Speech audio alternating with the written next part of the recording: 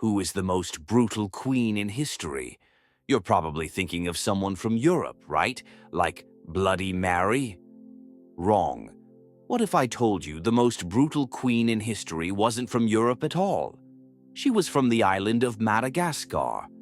This is the story of Queen Ranavalona I, a ruler who used poison trials and forced labor in a crazy, bloody fight to save her country. You think you know history? You have never heard a story like this. While giant European empires were taking over the entire world, this one woman stood up to them. Her name was Ranavalona I, and for 33 years she ruled Madagascar with an iron fist. To her enemies, the French and British, she was a mad queen. To thousands of her own people, her reign was called the tany maizina, or the years of darkness. But to others, she was a hero who did insane things to save her people. Her story is crazy. We're talking massive purges and deciding if you're innocent or guilty by making you eat a poisonous nut. She literally tested people's loyalty at the edge of a cliff. But it's also a story of a queen who beat the world's biggest powers. So, was this queen a complete monster who destroyed her own nation?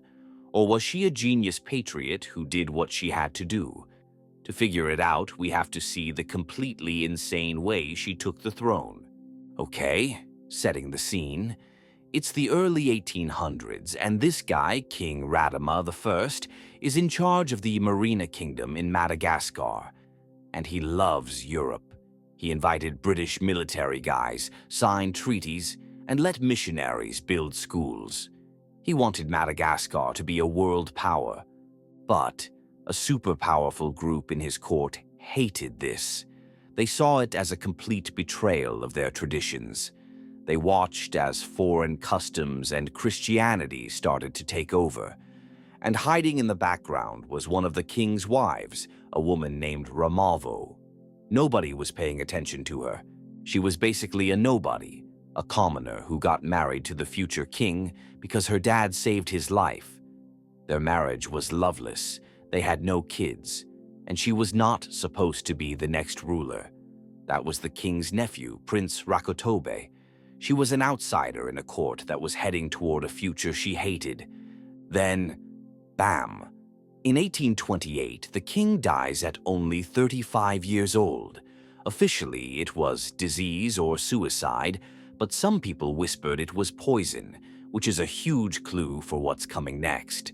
Before the pro-Europe guys could put the new king on the throne, Ramavo and her crew launched the fastest and most brutal coup you've ever seen. She didn't negotiate. She just started killing people, literally. Her team moved with insane speed and eliminated every single rival for the throne. The kid who was supposed to be king, Prince Rakotobe, they hunted him down and speared him. They starved his mother to death. This is next level. The message was clear. Friendship with Europe was over. A new power was in charge. On August 1st, 1828, Ramavo declared herself Queen Ranavalona, the absolute ruler of Madagascar. Her reign of terror had started before she even got the crown. The second she got power, Ranavalona had one mission: get every foreigner and every piece of foreign culture out of her country, now. This was a war against the West. She believed Christianity was just a trick Europeans used to take over, and their treaties were just chains. She ripped up the treaty her husband signed with Great Britain and kicked out all the missionaries. On February 26, 1835, she made it illegal for any of her citizens to be Christian. The punishment? Death. And to control everyone, she used this insane trial by poison called the Tangina ordeal. Listen to how crazy this is. You're accused of a crime, so they force you to swallow poison from a tree and 3 pieces of chicken skin. If you puke up all 3 pieces, you're innocent. If you die, you were guilty. And if you lived but didn't puke up the skins, you were executed anyway. It's the ultimate challenge. Now, a lot of these insane numbers come from her enemies, so they might be exaggerated. But these sources claimed that, under her rule, this poison test was used on a massive scale. One report said as many as 100,000 people died from it in her home province alone. The craziest claim is that she cut the country's population in half, from 5 million people down to 2.5 million. And the poison test was just one of her tools. She also massively expanded whānau, or forced labor, basically making tens of thousands of her people into slaves. They got no pay and were forced to march huge distances with no food. Many just died. Get this. In 1845, she went on a royal buffalo hunt. To prepare, she forced 50,000 people to build roads through the jungle for her. Reports claim 10,000 of them died from starvation and disease. And after all that, they didn't even kill one buffalo. This is unbelievable. Her persecution of Christians was just as insane. If they didn't give up their faith, they were speared, burned alive, boiled, or literally thrown off a giant cliff. But here's the crazy part. It worked. In 1845, France and Britain teamed up to attack the port of Tamatave to force her to trade. Her army actually beat them. The Europeans retreated, but she wasn't done. She executed the soldiers she captured and put their heads on pikes all along the coast. She was basically saying, "Do not mess with me." For 33 years, this queen ruled with absolute terror. She crushed anyone who got in her way, and she single-handedly stopped Britain and France from taking over her kingdom. Think about it. Almost all of Africa was being colonized, but not Madagascar, all because of her. And after all that, on August 16th, 1861, she died peacefully in her sleep at 83 years old, having achieved her goal. But the second she was gone, everything she built fell apart. Her own son, Radama II, took over and did the complete opposite of everything she did. He was a huge fan of the French. He immediately opened the country back up, signed away huge amounts of land and resources, and stopped the persecution of Christians. His changes caused total chaos. The nobles who had backed his mother felt completely betrayed.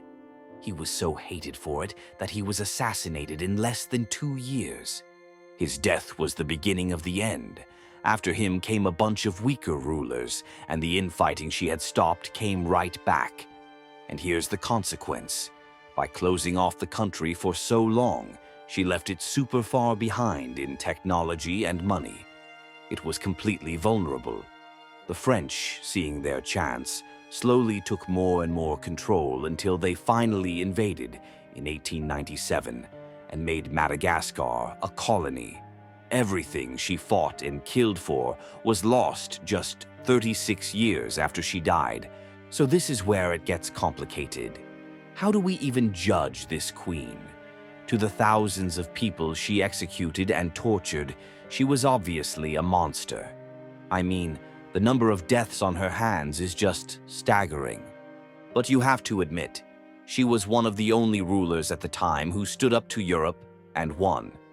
For over 30 years, she kept her country independent, which was basically impossible back then. To her, the brutal methods were a calculation.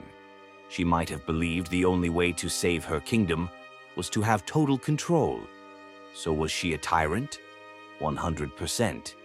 But was she also a patriot? You could also say yes. She literally chose to sacrifice her own people to save the entire kingdom from being taken over.